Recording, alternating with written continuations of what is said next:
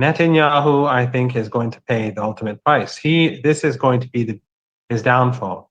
He will lose. Iran is determined to defeat Netanyahu because the Israeli regime in the United States and the West, which supports it, it's amazing that the French, the British, the Germans, all of them are supporting this unprovoked attack. They're supporting the attack on nuclear sites, which could lead to contamination and radioactive contamination that could kill people, but they don't care. They support this ethno-supremacist regime. So the way I see it is that the Iranians are gradually getting there. The armed forces, they've regrouped and they're getting stronger. And the Israeli regime is now on the back foot. They are sending messages to Iran, the United States, through different means. The French president called. Why would he do that? The Emir of Qatar called. Why would he do that? It's clear. The United States is sending messages to Iran that we had nothing to do with this, and the Iranians have said, say it publicly if that's the case. But by the way, the Iranians are prepared for an American direct involvement, and that would, Sabrina, be catastrophic for the United States and the world. Yeah, I'm here to tell you, most people that I've heard from said they do not want to go die for Israel. They do not think that Americans should be involved in this. One of them being Colonel Douglas Macgregor. I'm not sure if you're familiar with him. Oh, yes. Yeah. Yeah, he's made a number of statements on social media and on podcasts alike, making it very clear that Americans should not get involved with this at all. I think he's a conservative, but he's 100% against American involvement. And he brought up something really interesting. I want to read you something that Colonel Douglas Macgregor said, because this brings up the issue of oil. Colonel Douglas Macgregor said, one Israeli strike on Karg Island, where 90% of Iran's oil exports flow, or Bandar Abbas terminals, and Iran closes the Strait of Hormuz, that's 20% of global oil supply. This is the question a friend of the show, Roger Meadows, brought up about the oil. I don't think that people who are cheering this on just understand how catastrophic that could be for all of us, for the entire world. If you're complaining about gas prices now, just imagine how high gas prices would be if that were to happen. Also, if this were to happen, then this whole belief of Iran needs to go. We want the resources. This is really what this is really about. The United States government doesn't care about the Saudis. They don't care about people in the UAE. They don't care about those in Jordan. Honestly, to be honest with you, I don't think they really care about the Israelis either. They care about the resources in that region. And I've said this for years. We needed to stop having so much dependence on oil, and we needed to move towards other means of energy and resources in this country, in the world. But that's really what it's about. But the oil, Professor Marandi, if that attack were to happen, we're all screwed. It's worse than that, Sabrina, because not only is it the oil that goes from the Persian Gulf, but a lot of the Saudi oil goes through the Red Sea. They have a pipeline instead of using the Persian Gulf, but that will be gone. And the same is true with the Emirates. And then Iraqi oil, that will end. And so will Azerbaijan oil. Iran will make sure that the United States pays the ultimate price. And it will not just be about people dying for this ethno-supremacist regime. It will be an end to the global economy as we know it. So people will be riding horses if they don't have to kill them for food. It will be a very different world. It won't be 1929 and the 1930s. It'll be something, I think, significantly worse. So that is the worst case scenario. But Iran is prepared for it. If anyone looks at the map of the Persian Gulf, Iran owns one side of the Persian Gulf. That's why it's called the Persian Gulf. And all those tiny Arab dictatorships, family dictatorships on the other side, they're glass palaces and they're hosting American bases. If the Americans get involved, the Iranians will consider all these regimes to be complicit. It's like Canada hosting bases from some third party, and then that third party attacking the United States. Canada will be seen as working with the enemy, or Mexico, whoever. So these regimes have to be very careful about what the United States the intentions of Trump, because Trump is not a normal person. He flip flops, he changes. He's I think easily influenced, and of course he has the neocons and the Zionists surrounding him, and they don't care for Americans. They don't care for anything but themselves. So, someone once said, I think it was your what's her name? She just gave out a clip saying that warning against nuclear war. Sorry, I'm so tired. No worries. Yeah, she gave out that clip of warning about nuclear conflict and saying that maybe these people who are promoting it, Tulsi Gabbard, maybe these people, they think that, well, if the world is destroyed and the global economy is destroyed, at least they will be taken care of, and who cares about everyone else?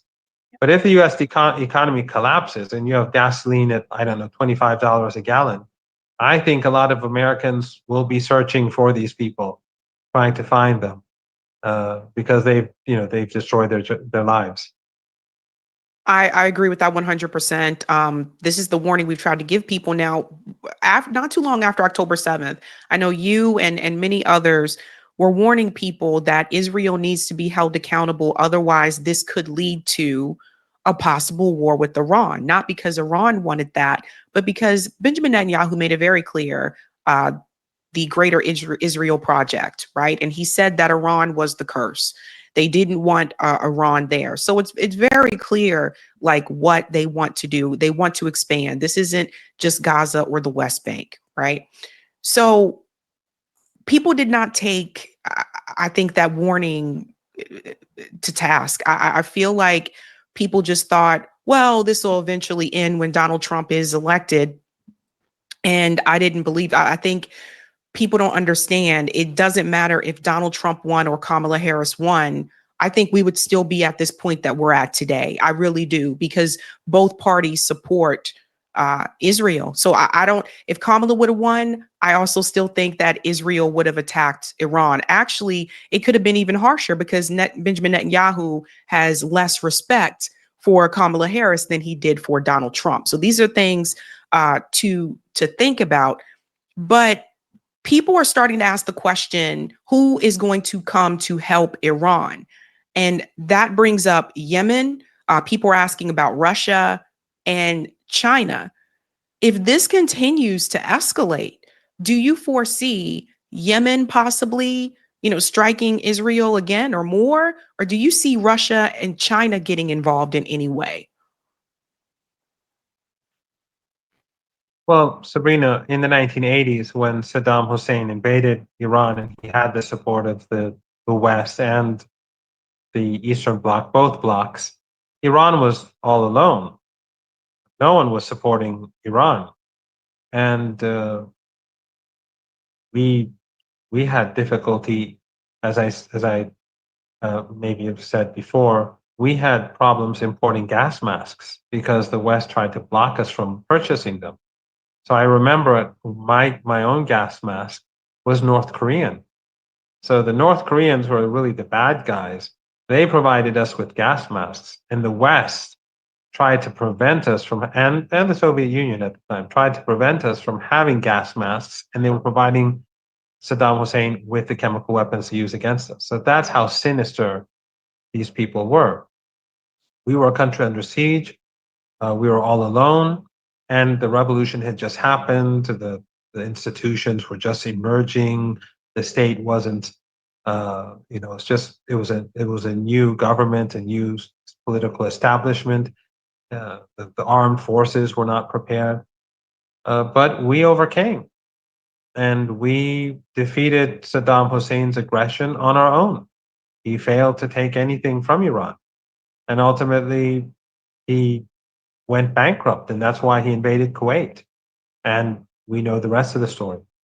So Iran is fiercely independent, and it is more than prepared to defend itself. And if the Americans strike, the Iranian underground assets, missile and drone bases that could target American targets across the region are far greater than what Iran has prepared for the Israeli regime, because the Persian Gulf is right next door. You don't need these long-range drones and long-range missiles. Very short-range drones and missiles can take out everything on the other side of the Persian Gulf very quickly and easily.